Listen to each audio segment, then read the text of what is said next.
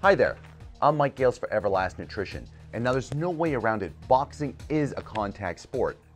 It's not golf, even though I do love golf. And now it happens to just about everyone, I guess unless you're Mayweather, that you zig when you should have zagged and you get hit with a shot. Now, I usually spar about 20 rounds a week, and I'm usually never the worse for wear. But once in a while, on the rare occasion, I do get hit with a shot that leaves a mark. And so while I have this shiner, I wanted to do a video all about black eyes and bloody noses. So let's take a look at what to do if you got hit with a shot that's going to give you a black eye. Well, a black eye usually results from some sort of trauma, like a punch to the face. And in this case, I got hit with a shot that I probably should have slipped. And now that shot wasn't even hard and it didn't even hurt me, but it landed at just the right spot. And that's around your upper cheekbone and your eye socket. So if you touch your face, you're going to notice that there isn't a lot of padding around that upper cheek and eye socket. And a flush punch landing right there is going to squish the blood vessels between the punch and your face. And that will cause some bleeding underneath the skin, which is also going to cause some swelling and a noticeable bruise. And that bruise, voila, is your black eye. And so a black eye is not damage to the actual eye, but it's the bruising to your face. Now what's done is done and you can't change it. You're going to have a black eye. And hopefully these tips are going to help you clear it up as soon as possible. Now it usually starts out as a little mouse or a swelling under the eye, and your first priority should be to control that swelling. And to do that, we're going to use some ice. Now hopefully your gym has some ice or a frozen gel pack or something on hand. And if not, then you should be ready to use the ice the moment that you walk into your house. Now I know that you've probably seen the movies where the guy throws a big T-bone steak over his black eye, but let's try and avoid some infections here, shall we? And please use the ice. And now I don't recommend that you put the ice directly onto your face, but you could put the ice in a bag or a Ziploc bag and then wrap that in a thin cloth. I'm using a frozen gel pack and I'm going to wrap that in a thin cloth and apply it to the swelling under my eye. And what I'm looking to do is to hold that ice pack against the swelling for about 10 to 15 minutes. And I'm going to repeat that probably every couple of hours until the swelling has subsided. Now once the swelling is gone, I'm going to flip the script, and instead of applying some ice, I'm going to apply some moist heat.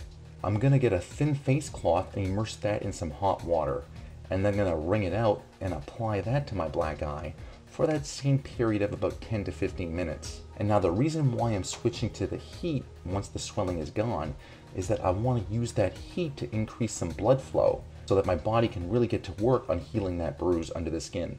So what about topical creams that are supposed to promote healing? Well, if you had an abrasion or a scratch along with your black eye, then maybe you might want to spend the extra money. But if you don't have a scratch, well, the creams are not going to significantly speed up the healing, because remember that you have a bruise which is underneath the skin. And so increased blood flow will still be your best bet here. So how do you prevent getting a black eye? Well, I guess that's an easy one. Don't get hit. Okay, but definitely using headgear when sparring is the way to go. A lot of headgear these days have the cheek protectors that really limit the amount of damage that your face is going to take. My black eye here is worse than it should have been for two reasons. And one is because I didn't use enough petroleum jelly before stepping into the ring. The jelly will help reduce the friction of the glove hitting your face, and that's also going to help avoid getting a black eye. And I definitely didn't put enough on. And two, I usually don't do this, but I sparred on a day when I was doing heavy squats the night before, and that really limited my mobility. And so I should have followed my own advice, and that is that you probably shouldn't spar unless you're feeling 100%. Because if you spar when you're not feeling your best, well then you probably might get hit with something that you would normally block or slip. So let's move on to what to do for a bloody nose. Well, I guess the very first thing is that you're going to want to get out of the ring. Now you probably could easily continue with some swelling under your eye, but if you're noticing some bleeding from your nose, then it's definitely time to get out. And now I know that it probably doesn't hurt and you could probably easily continue, but your body is hot from the exertion from sparring, and that increased blood flow is going to make your nose bleed all over the place, and your opponent. And so it's not worth leaving the ring looking like a crime scene. And I suggest that if you notice some blood trickling from your nose, that it's best to call it quits for the day. And the next thing you're going to want to do is to use a clean cloth or a relatively clean cloth to clean the blood from your face as best you can. Next, many people have a tendency to want to lean back to stop the blood flow. Don't do that, as the blood will now trickle down the back of your nose and into your throat. Instead, you're going to want to lean forward and then lean your head slightly forward as you use your thumb and your index finger to pinch your nose. Now, you don't need to use a death vice grip here. Your nose probably still hurts, so take it easy.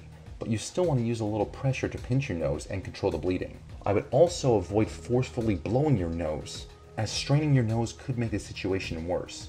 So stay calm, keep pinching, and breathe through your mouth. I also wouldn't recommend stuffing toilet paper or something in your nose either, as that can further damage the blood vessels. And you don't want to stick anything up your nose to make it worse. So just keep it clean and keep pinching. And if there is some ice available, then use it and place it on either side of your face close to the nose. For one, it might control some swelling, and it will also bring the temperature down slightly to help constrict the blood vessels and control the bleeding. You may see many people say that ice doesn't help nosebleeds, but they're not all hot from sparring. And so in this case, the ice may help cool you off, which can help reduce the blood flowing out of your nose. Now, your nose is going to take some time to heal, and so you might want to avoid sparring for the next week or two.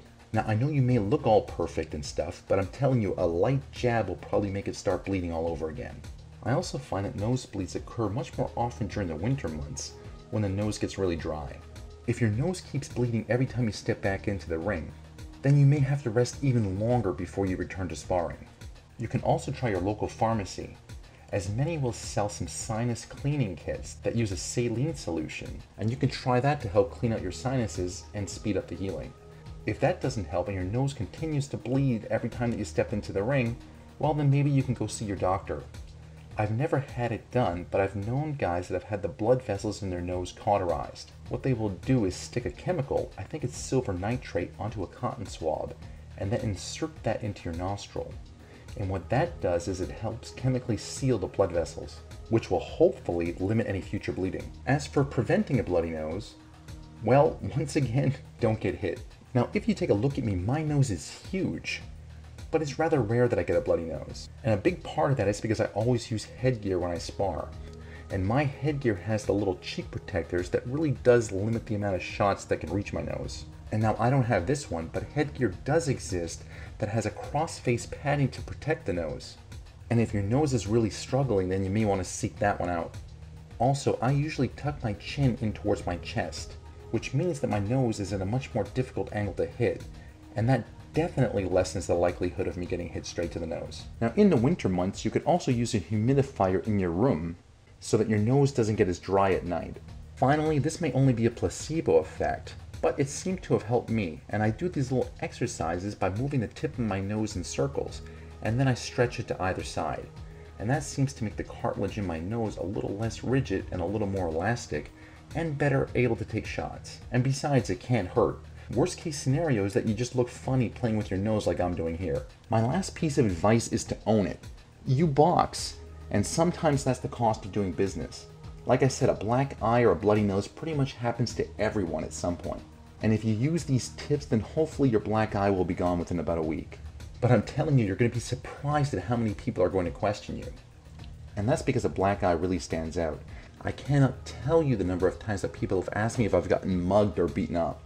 And then when I tell them that I love to box to keep my weight in check, they look at me like I'm sort of crazy. And I also must admit that sometimes I love to throw people for a little bit of a loop.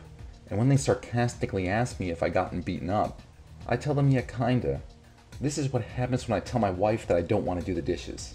And then they look at me like, what? My whole point is that it's going to heal and it's not the end of the world. And so you got a mark on your face and you might as well own it. And I'm telling you, I would rather have a black eye every single day for the rest of my life than to give up the great results that boxing has given me. This has been Mike Gales for Everlast Nutrition, and if you like these videos, then please click below to like or subscribe, as we're constantly posting up great tips and new ideas that are meant to get you into the absolute greatest shape possible.